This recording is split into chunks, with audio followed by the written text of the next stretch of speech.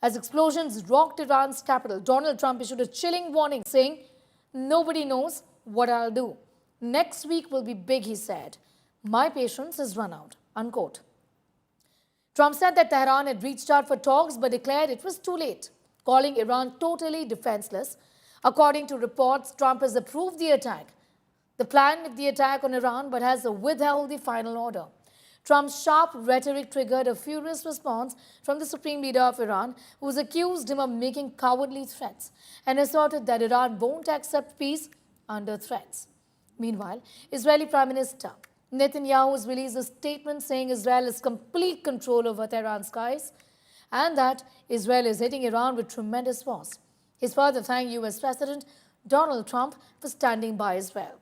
Amid the rising conflict, U.S. has also deployed fighter aircrafts, stealth bombers, additional warplanes in the Middle East, as U.S. President Donald Trump considers a potential strike on Iran's nuclear facilities.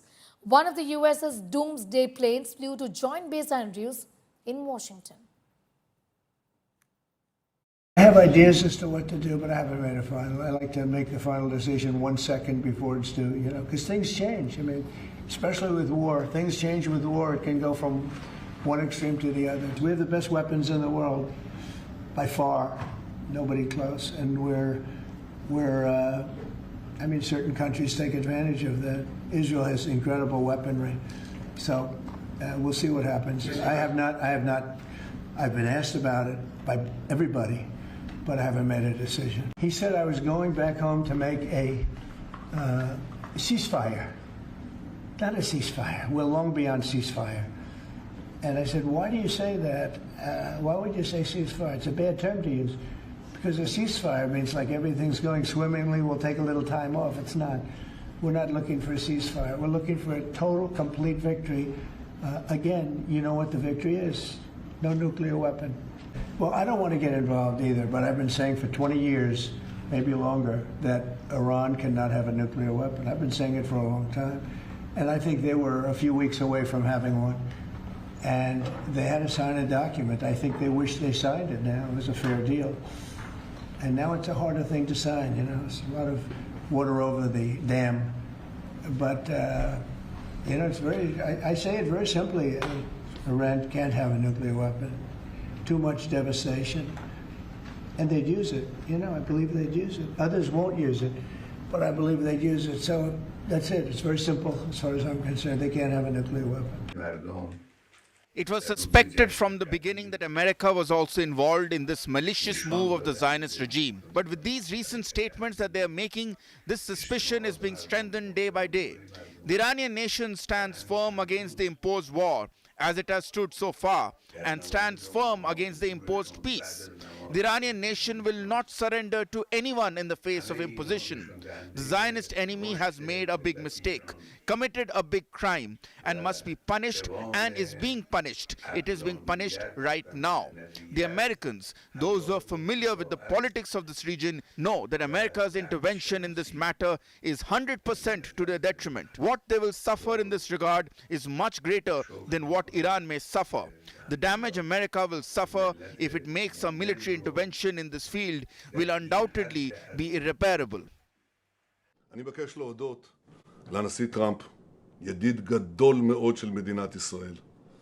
אני מודה לו על ההתייצבות לצידנו, אני מודה לו על התמיכה שארצות הברית מסייעת לנו בהגנה על שמי ישראל. אנחנו משוחחים ברציפות, כולל ששוחחנו אמש, שיחה מאוד חמה, ואני מבקש להודות לנשיא טראמפ על הגיבוי. אנחנו יצאנו למבצע הזה כדי להסיר שני איומים קיומיים על מדינת ישראל. איום הגרעין ואיום הטילים הבליסטיים. אנחנו מתקדמים צעד אחר צעד בהסרת האיומים הללו. אנחנו שולטים בשמי טהרן, אנחנו מכים בעוצמה אדירה במשטר האייתולות, אנחנו פוגעים בגרעין, בטילים, במפקדות, בסמלי השלטון.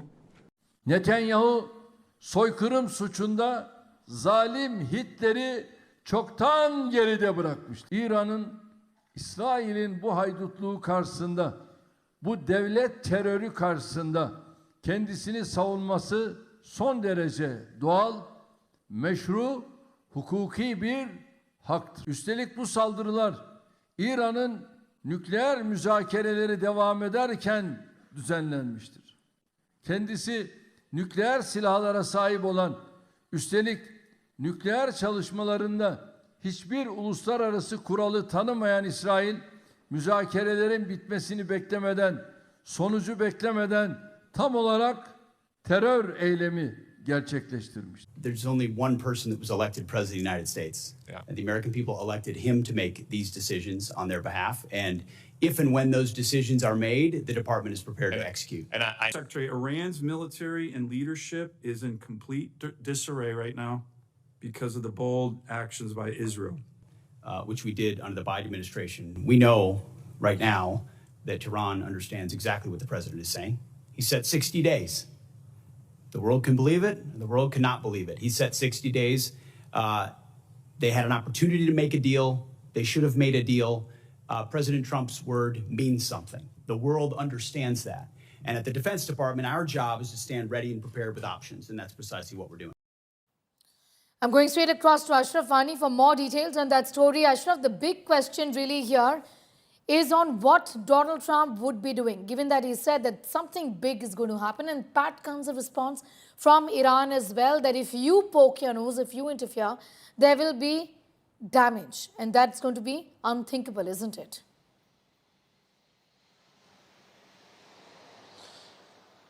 Absolutely, Saniha, but one thing is clear that there is not any kind of dependence in the statements of Donald Trump, what he is making from time to time, changing those statements from one hour to another hour. So world, particularly the Iran, did not believe what the Donald Trump is saying.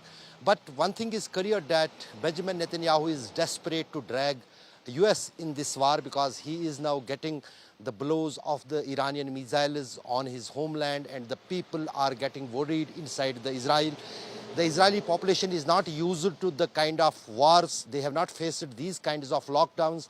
For last 1 week, the life is completely at standstill inside the Israel.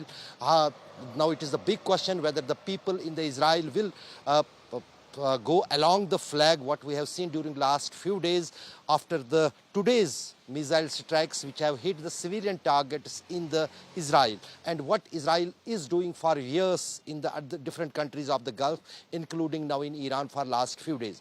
But one thing is clear that tomorrow there is a very important meeting of the European Union leaders and the foreign minister of Iran at in the Switzerland at Geneva, and that meeting will give the clear shape in which direction this war is going.